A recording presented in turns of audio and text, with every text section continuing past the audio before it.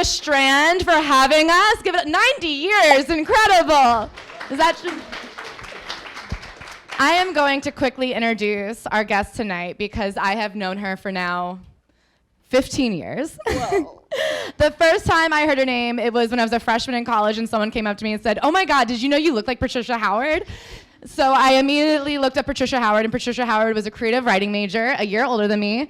Very cool. Over the next few years, I would see her all the time. We had mutual friends. She was the secretary of a sorority that I rushed thrice and was rejected from thrice. If anybody wants to find out what I did wrong, I guess she knows. I still don't know. After she graduated, we followed each other on Instagram, and she became one of those people that I knew better online than I ever knew in real life. I felt like we were very much comrades in arms of people who were taking the road less traveled. From our school, I think 1/3 of graduates went into consulting or banking, which was a much straightforward path with like immediate gratification of salaries and clout. And me and Patricia seemed to both be like doing random jobs here and there, figuring out what we wanted to do next. And it was very helpful to me to look up to her, who also was doing something a little bit different every 6 months, figuring out how to get her foot in the door. And I have to say, it is such an honor, and it is so incredible for me to be sitting here in the Strand getting to interview you, because after those last 12 years of odd jobs and trying different things, I cannot believe I get to ask you about your future memoir as you sit here, the owner of 3 of New York City's hottest restaurants, Dame, Lords, Crevette, and wife and mother. So give it up for Patricia Howard. Okay, so I think to start off, we have to ask, was Claire's rejection personal? I did think you were stealing my boyfriends. Wow. Can I say I did think your boyfriend was gay, so. He is. Okay. Okay, settled. So to start off Memoir Practice, we love to ask if you could describe your life, the lessons you've learned in one sentence, what would you say? I always found a way to weasel myself into the room that I wanted to be in, here included. So you graduated 2013 from Columbia, creative writing major. What was the plan? What was the first move? What did you do as soon as you graduated? I knocked on the door of a college internship at Susty Party, a sustainable party supply company in Greenpoint, Brooklyn, known for those paper straws. And they needed someone who could write, so I worked for them for a bit. It was a lot of estrogen in a co-working space in Greenpoint before Greenpoint was cool. And I went crazy very quickly. I think to sell paper straws, you have to really drink the Kool-Aid, and they eventually called me out. They're like, "You're not performing very well." I was like, "I don't want to sell straws." So that was not my path. So at this point, you already knew you wanted to be in restaurants? Not yet, but right after this, I took a job doing as an assistant to the owners of a hospitality group. 2 guys who had no systems in place, didn't know how to fix their printer when it broke. If you've ever worked in a restaurant office, you know that is like the #1 skill. And they had no way of like tracking anything. They didn't know how to use Google Docs or Excel or anything. So I came in and helped put some structure to these guys' operation and got a taste of working in a restaurant. So I had never been a server back in high school or anything. I had no experience, and I loved it. Like getting to be around the chef and the kitchen and being told to go source saffron in New York City we open at 5:30, you have 2 hours, like go. And every day was different, every to-do list.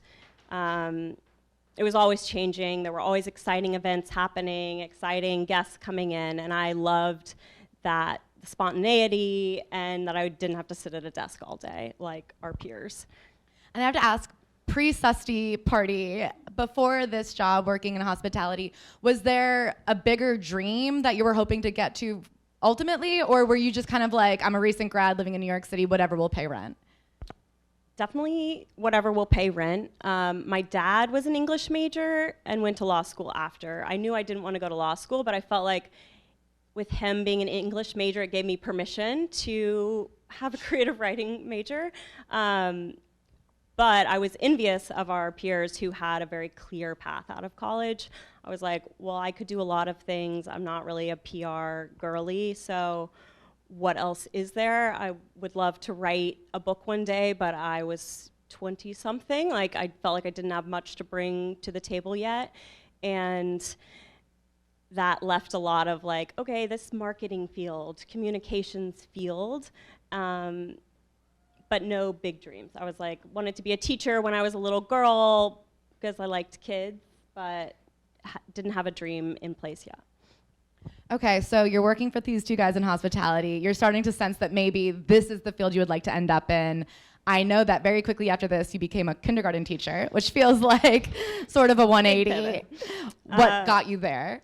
So I had applied to the teaching job, anything to get out of the co-working space in Greenpoint, and sent a bunch of applications. The head of the school lost my application. So she forgot about me, that I had applied for the kindergarten job. And I took the job with the guys running their hospitality group. They promoted me to the events director role and their assistant role at the same time, but said they didn't have the money to pay me for the new role.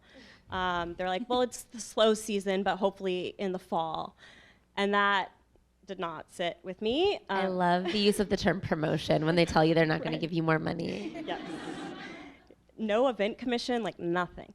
So I was like, all right, back looking for more jobs. And I followed up with the woman at the school. I was like, hey, it's almost school time. Did you fill that role? And she's like, oh my gosh, you were the dream candidate, but I just lost your application. And it made a lot of sense once I started working at the school. Yep, so I was like, all right, screw these guys who can't pay me, and I'm gonna go be a kindergarten teacher. It's crazy the way Kris Jenner was so right when she was like, just what would happen if you just called Taylor up? Like, sometimes it really is about following up with that email, because it's not that they're ignoring you, it's that they're just as disorganized. They're old. Just check in again.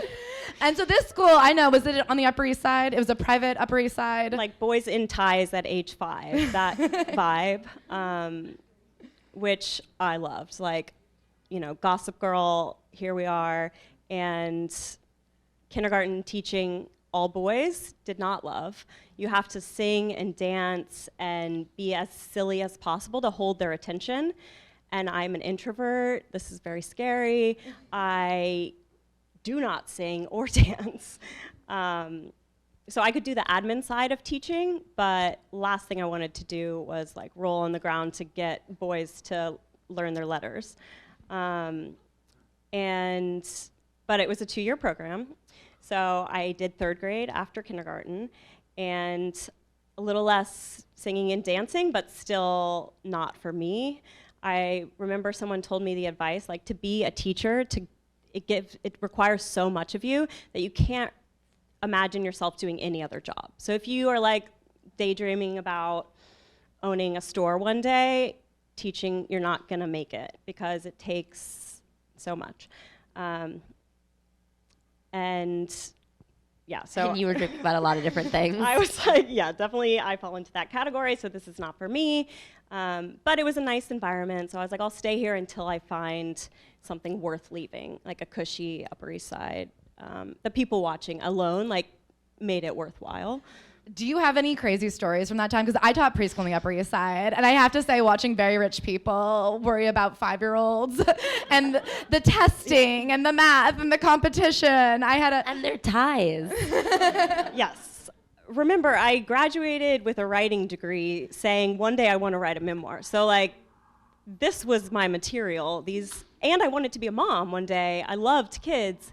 And so getting to watch all these families try to navigate having children in New York City was fascinating. And being in their like little teacher conferences, sitting there taking notes was fascinating.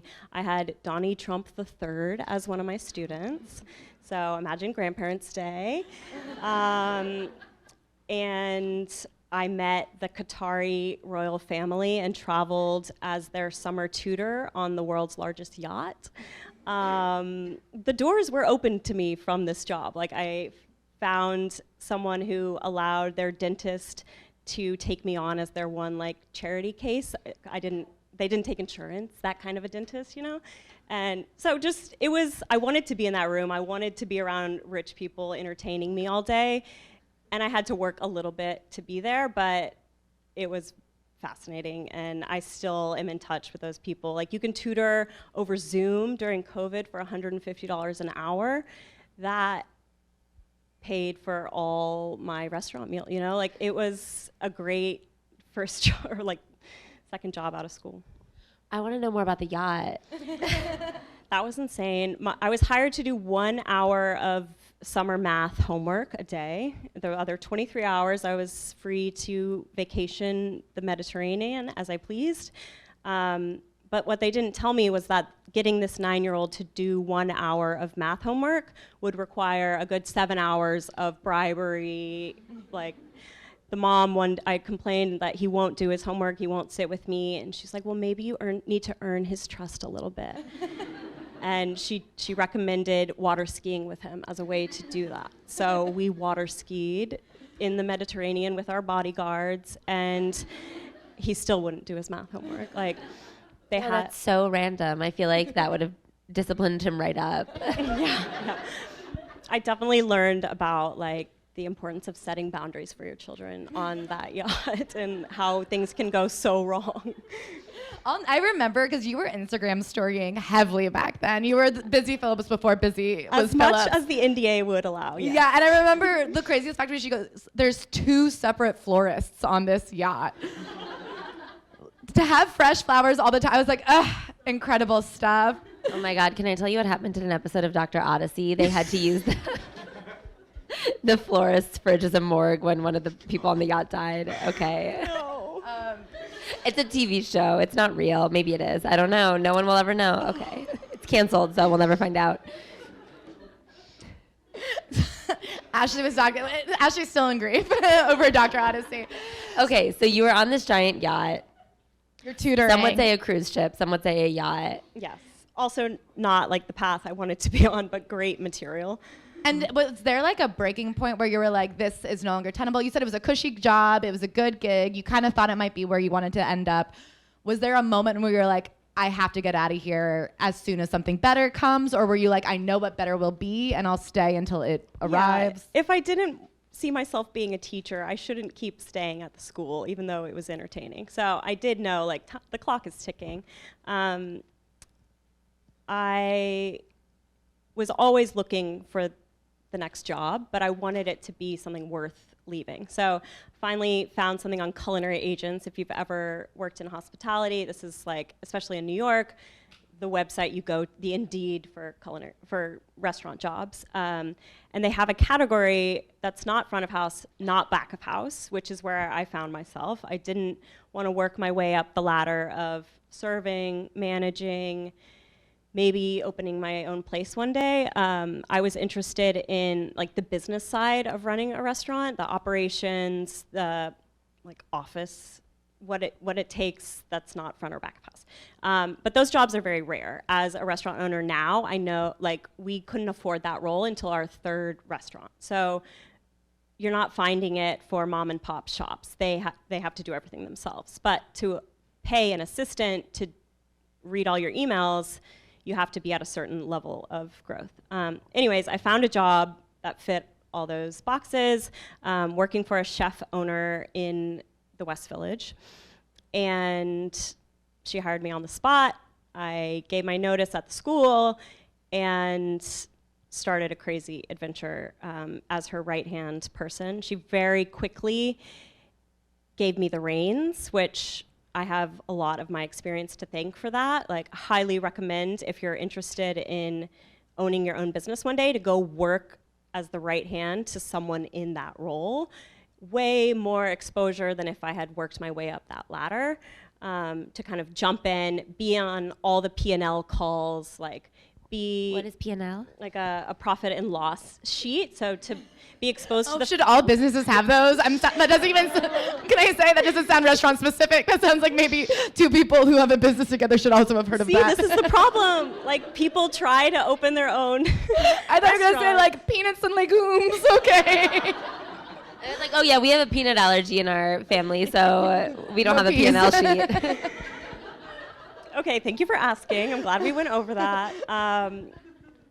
Just to have the financial side of running a restaurant was invaluable, and to see the dichotomy between being like, this was one of the hottest restaurants in the West Village, and often they couldn't pay their vendors on time. So to see that dichotomy and like to go into it on my own knowing, okay, wait, we have to be really, really smart, really scrappy to avoid that situation. And I got all the glamorous perks of the job as well, like getting to walk through the dining room while I was on my laptop in the office and like see celebrities if I knew they were in there. I could just go peek, or I would be at all the events. I traveled with her to the Food and Wine Best New Chef festival in Aspen, Colorado. I basically produced her cookbook, which was a great experience also now to have learned that cookbooks are a great branding exercise, but they take a lot of time and money and don't make much money. And so witnessing that firsthand, anyways, just being exposed to all aspects of running a restaurant was the best experience I could have had. Before we get further into the restaurant stuff, so at this point you have quit 3 jobs, Yes. which I think is really impressive. We're 2 fired girls, so I feel like to leave on your own accord all the time is huge. But were you ever, did it ever feel like you were leaving for something less stable? Did you ever second guess the quitting, and was the quitting ever received poorly? I, like Claire, was thinking of our peers in their little suits, watching Much us like on kindergarteners. exactly, watching us, being like, "What on earth are they up to now?" And okay, Patricia quit another job. She's now on a jet ski with a Qatari prince. Like, what is happening? I think of my parents at dinner parties. Like, what do they say to their friends? But I never took money from them. Like, I never had to ask my parents to pay the rent. So I feel like as long as I was covering my expenses and had money to, buy a new purse every year or something, like, I made it work. And yes, I was scared, but I knew I always had babysitting, which was a great way to make a little money on the side. I did not report it. And then tutoring really leveled me up in the side hustle game. It was scary, but definitely after the 3rd time, it gets less scary. And I have to ask too, because I remember at a point I was buying barks from you, vegan dessert bark from you. I know that you were a line cook for $12 an hour at one point. I know that there were times you were trying these other parts of the restaurant world. Was that before or after this assistant role? How did you realize that this role that it seems so rare and maybe to the naked eye doesn't even exist? How did you figure your place? If it's not front of house or back of house, I would have assumed there's no house left, but. That was a big question. Yes, there was bark.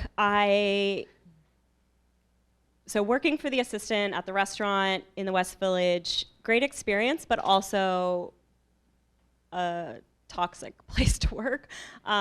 So I kept trying to leave. I would say, okay, I'm gonna go be a line cook now. And she'd be like, okay, you're gonna come back.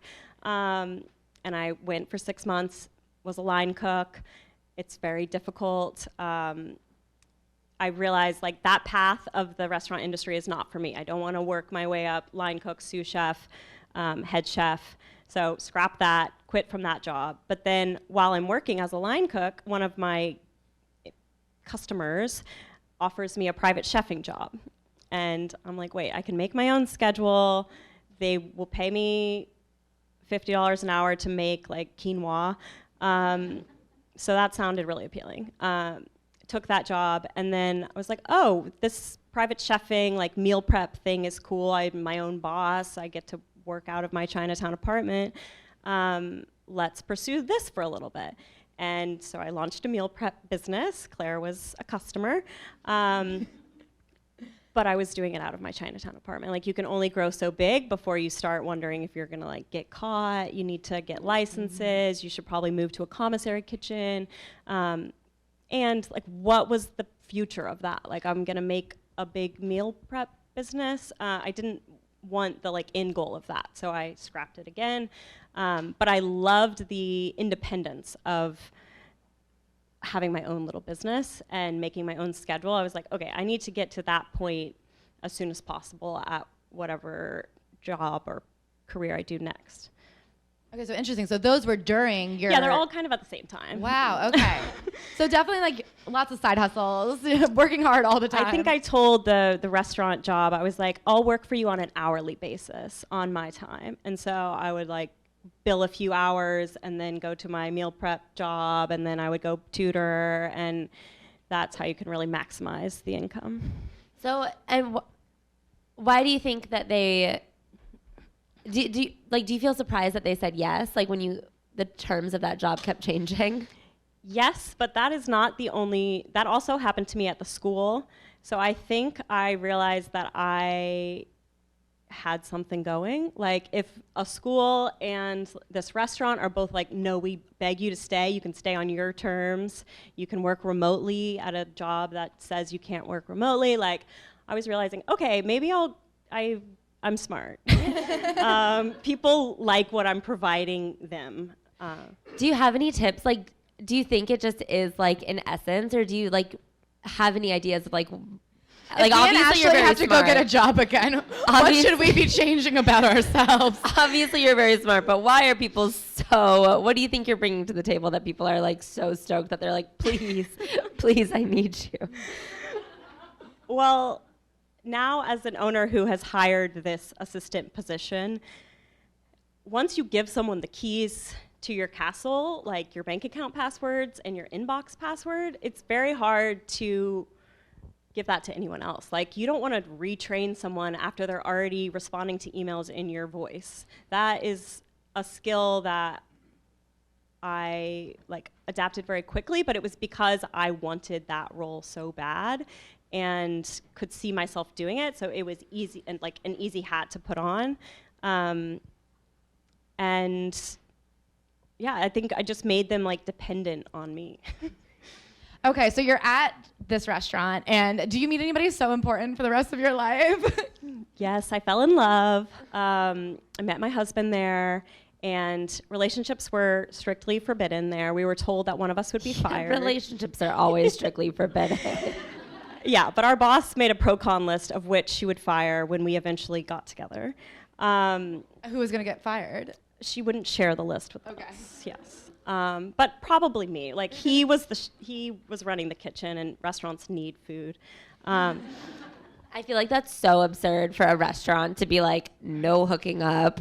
Yeah, right. Why else work at a restaurant? I've been to a restaurant. Our two closest friends are married, and they also met at that restaurant. So 2 married couples came out of that forbidden love. Yes, I met him there. We weren't allowed to be together.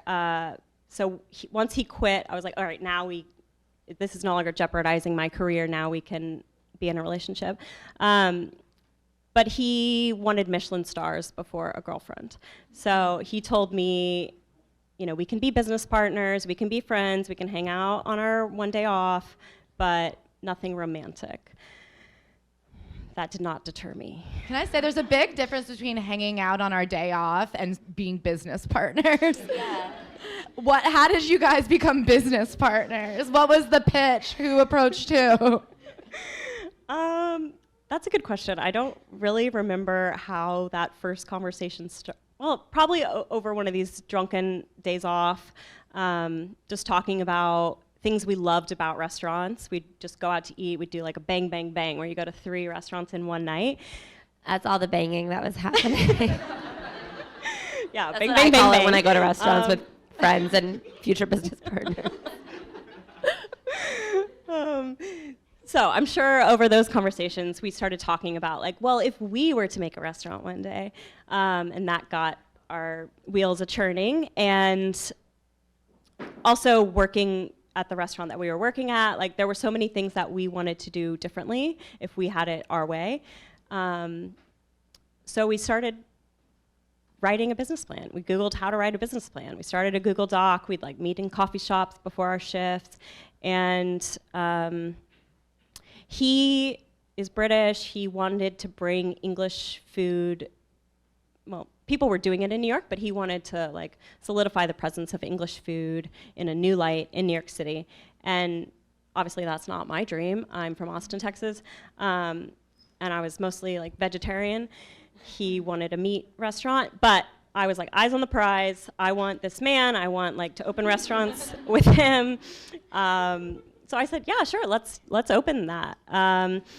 And I had skills that he did not. He was the creative, he was the artist, the talent of our duo, but he needed a handler, is how I referred to myself in the beginning, like an agent, someone to make his Excel spreadsheets and keep him organized, pay the bills. He like didn't have a credit card. Maybe that's a thing in England, but like he didn't have a credit card until I told him that we needed credit.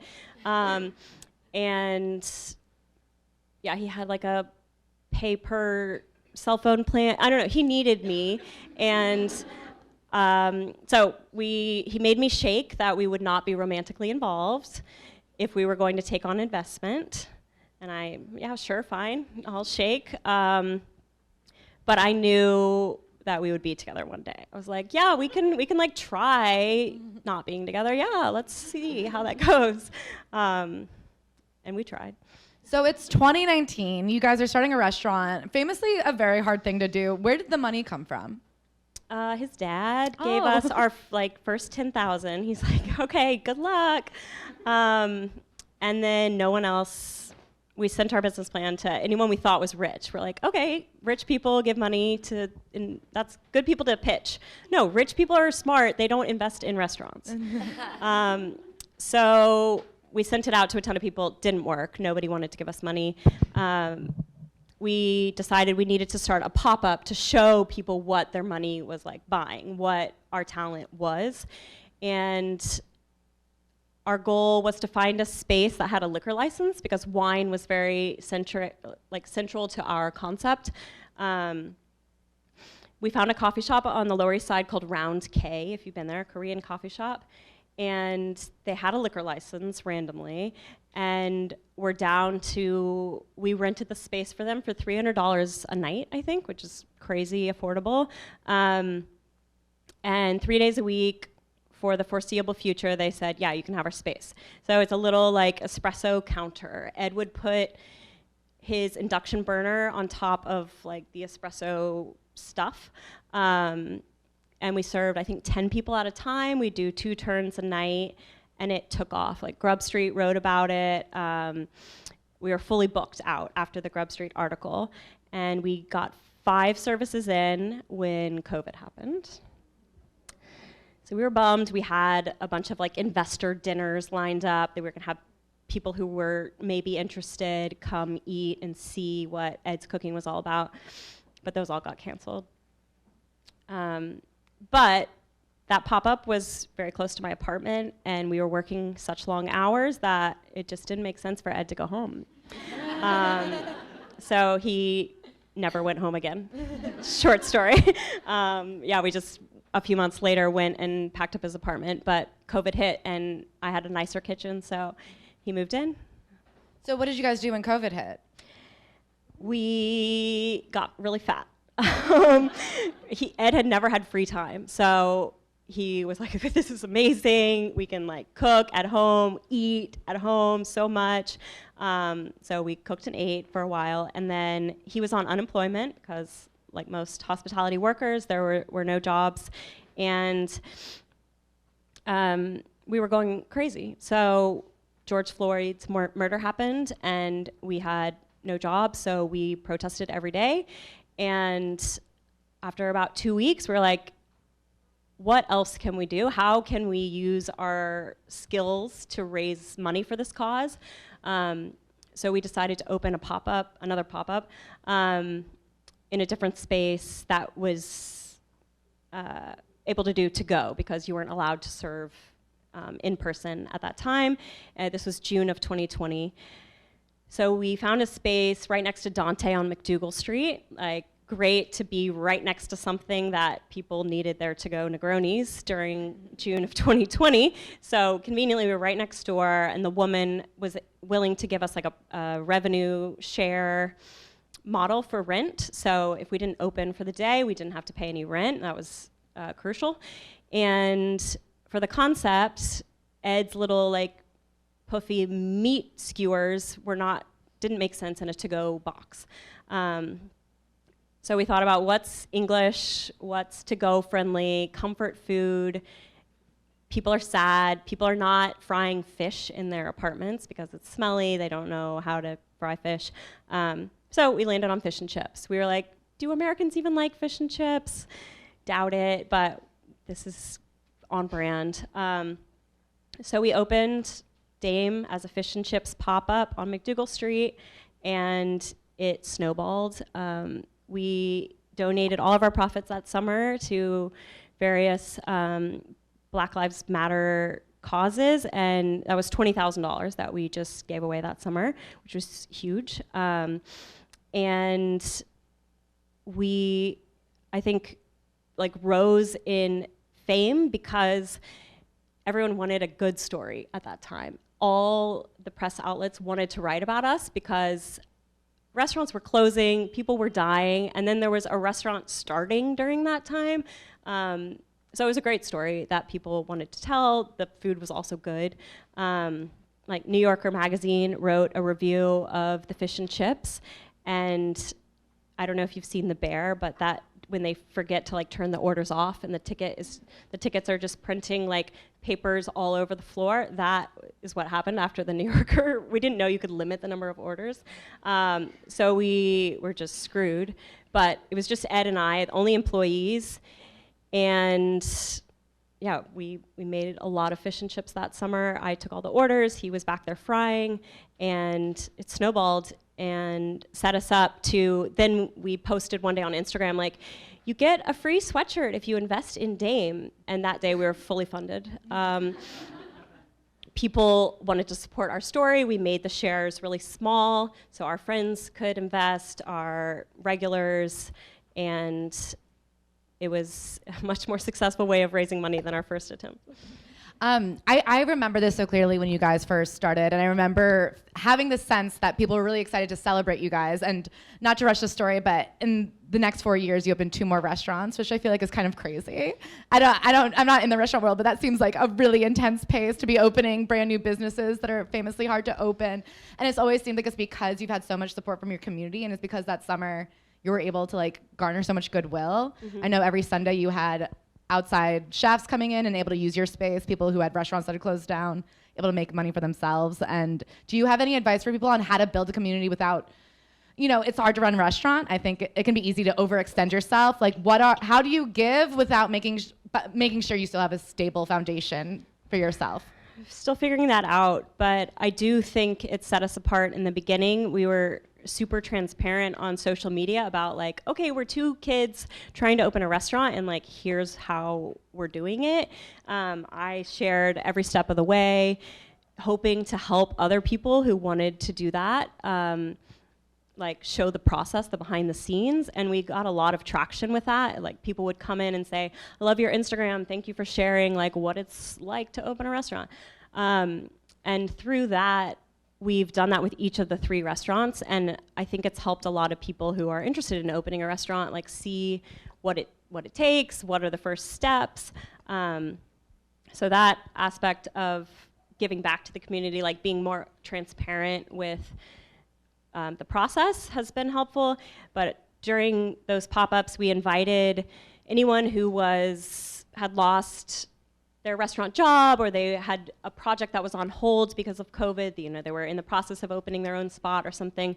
We had such a nice rent deal that they could just take over the kitchen on Sundays. And it was also nice for the local, like the neighborhood, because every Friday, Saturday, they could come for fish and chips, and then Sunday, it was a different cuisine, so it was providing another experience for the neighborhood, and it really solidified our group of like restaurant friends. So in a restaurant or in a industry that is very competitive, New York City, like restaurants close every day, to have, we had Hosdoc as one of our first pop-ups, we had Yellow Rose before they were a restaurant, we had the pastry chef from Cosme, who now has her own restaurants in DC. We had Danny Garcia there. Just a bunch of people who are now like bigger deals in the industry and have their own spots, but to be able to call on them and be like, do you guys have extra paper towels tonight? Like, remember when you did that pop-up with us? Like, it created a bond. Or when there's bigger issues, like, how do you guys handle health insurance for your employees? Like, to have that community has been crucial. And the question about like, how do you limit yourself? By making ourselves seem so transparent, we have gotten now like some requests of people being like, okay, now open my restaurant for me. Or like, okay, do you have a few hours to review my business plan? And they're just like random people that we don't know. So we have had to be selective in the way we respond to that, but I am happy to like answer questions for people who come asking, or definitely our previous employees. We really want them to all be able to open their own spot. So we're helping one of our cooks right now open her own place, and she's earned my time, and I'm happy to review her business plan, but it's a fine line. I want to make sure we have time for a couple questions, and so I'm going to kind of race to the end here. So in the last 4 years, as I've said, 3 restaurants, which already is like such an incredible accomplishment, but then also you had a baby, and I feel like in 4 years to do 3 restaurants and a baby is kind of unheard of. Last July you had Clementine, and then immediately opened Crevette. Yes. Can you talk about what it was like to have to, I believe you called it, what did you say it was? Like delayed maternity leave, which is not something I knew was biologically possible. I thought the whole point was that you had just had a baby, so like right now is pretty vulnerable. But you opened a restaurant and then took time later. Do you have any advice, or? Don't do that. But in New York, real estate is key, and we found the right space. We'd been looking for a long time, and we had to do it. I say a little bit against my will, because if I didn't have Ed, my partner, if he hadn't found this space, I would not be like dying to open a restaurant 3 months postpartum. But we did it. We survived. The restaurant's very successful. We've paid our investors back a third, and we've been open like 6 months, so that's crazy in the industry. But having my baby like strapped to me while managing a construction zone, I designed the restaurant. So I was like the project manager for the build out part, which is the first part to happen. So as soon as we got the keys, I was like on, that was my role. And very difficult, cried a lot, but we made it through. And now it's so meaningful to have this like testament to that time in my life that I can do hard things, and it's a beautiful restaurant, and I did it like with my baby, and so it's very special. And then I have one final question before we open it up a little bit. How would you describe like the feeling? What advice would you give to someone who doesn't know the exact path they want to take? Like when you stumbled across the thing that like got you really excited, that made you want to kind of like zero in and race down that path, like how can other people identify that within themselves?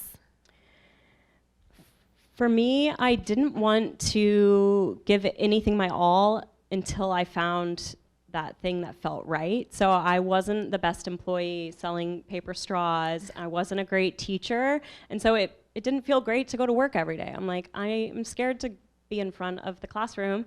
Why do I keep doing this? And then when I started working at the restaurant in the West Village, I wanted to stay there all night long. I wanted to, volunteer for every job, I had finally found like something I could be passionate about, and I had been looking for 20-something years. I don't think I have some magic sauce for like finding the thing that you want to do, but try a bunch of things. Like don't worry about what it looks like on your resume to stay somewhere for 3 months. Like you don't have a long life. You gotta, if something's not right, I wouldn't stick around. I would just jump the gun and try something. And like your future employer, who they're not gonna care. If you come and finally find the thing that clicks with you, I think they'll respect that you left things that weren't that fit. Thank you so much. And we can open it up now. I think we have time for 3 questions. You talk a lot about that gut feeling, and we're really young. So what are you looking for to inform that choice and that moment to say, now it's time to change? And especially for Claire and Ashley, going from Celebrity Memoir Book Club, which was very successful, to then going to Good Noticings, that's a huge change. How do you trust your audience that they'll follow you? Thank you.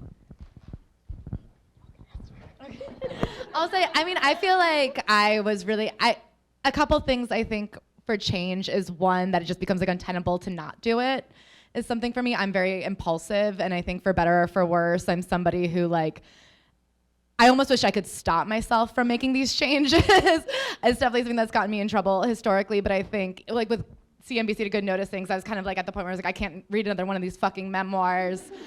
I wish there was a way I could keep doing it, but I need to grow, and I need to give myself a break. And I think something I felt going to Edinburgh, like the Fringe, it was definitely like a new environment, and I was very nervous, but you're never starting from scratch again. Like, you know, we built CNBC, and something me and Ashley always say to ourselves is like, well, we did it once, we can do it again. I think about that episode of 30 Rock where Jack Donaghy gets fired from the head of GE, and he goes back in as like the mailroom guy, and he's like, knowing what I know now, I think I could be CEO in 3 weeks. Like there is, I mean, every time you pivot, like I think about the way I was sending emails the mistakes I was making at old jobs. It was like, Claire, why weren't you wiping the eyeliner off from under, like why was I showing up to work with yesterday's makeup on? Like that's, you know, if everything leaves tomorrow and I have to be an admin again, I know now not to show up with eyeliner on my face. And so I think I feel I want to make a change. I want to be excited, but then also I have the confidence that like every time you change, you're still coming from that foundation that you've built. You're never really starting from scratch. Yeah, I mean, I resonate a lot with what Patricia said about like finding something that you like could do all day, like something that you're so excited about that you just like want to keep working on it. And I feel like it was so exciting. Like it's so fun building podcasts with Claire. Like it's so fun to like really like dig back in and like have a challenge to be like, how do we like get people and keep people and like make people excited to listen to us. And I know people like listening to us talk because they like listening to Celebrity Memoir Book Club. Like celebrity memoirs are not that good.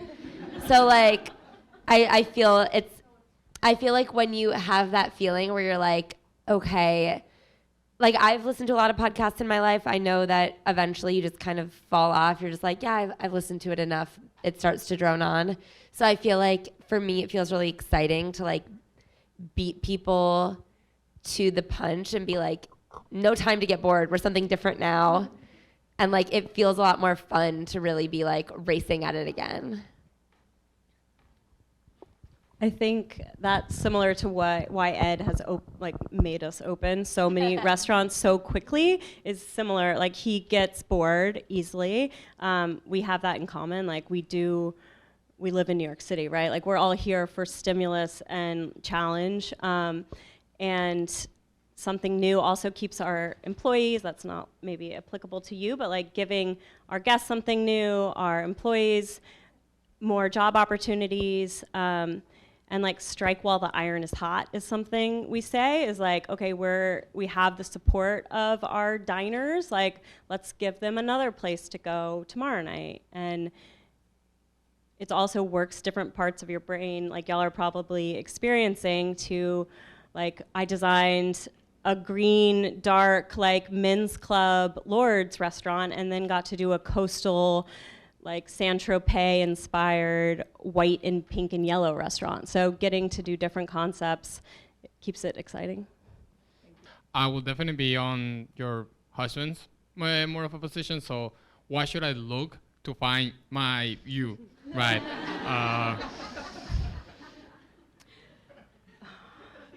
we told someone, like our employee who were reviewing her business plan and stuff, we said, you need to find a good partner. And I looked at my husband, I'm like, that's not like to do like homework that you can figure out tonight. Like to find the right partner who complements your skill sets is difficult for sure. But that doesn't, like, maybe your partner is not someone who is 50-50 split with you. It's someone who, like, you can hire to do your emails or do your, whatever aspect you feel like you're lacking in, you could find someone who can fill that without being your, like, end-all partner. Because I don't have a great answer. There's not, like, a dating app for business partners, you know? But when you find the right person, you'll know. But I'm sorry, I don't have better advice.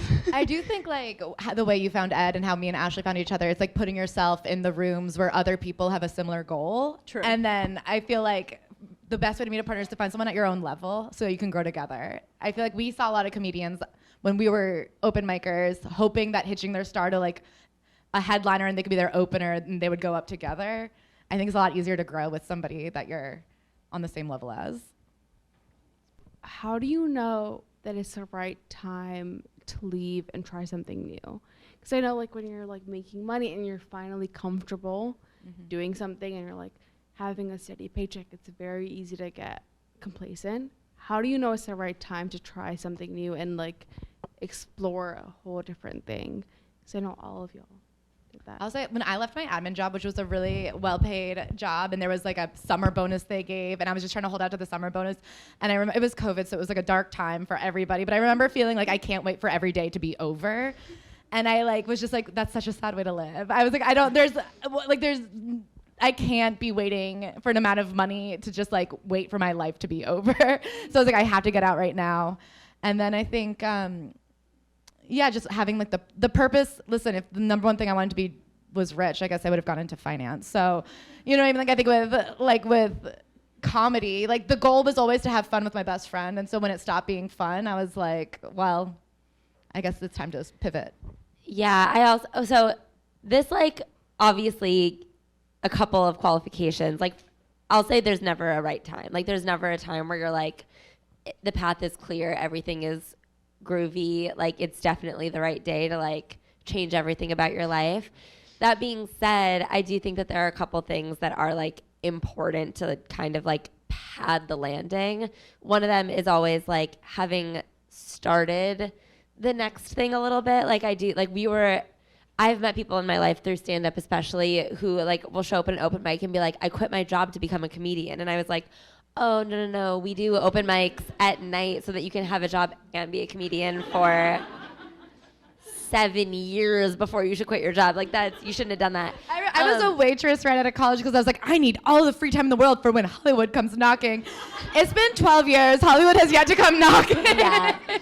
So like, I think that if you kind of, like the way Patricia was saying that you had like the meal prep is like a couple other things that you were like kind of doing simultaneously. I think that if you have an idea for like what else you want to be doing that you'll find more stimulating, like figure out ways to be doing those things simultaneously.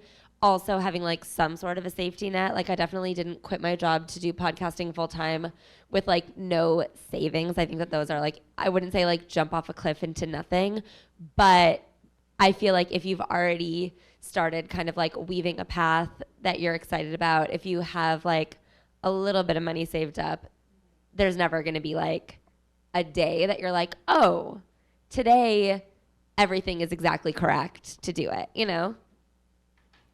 Agreed.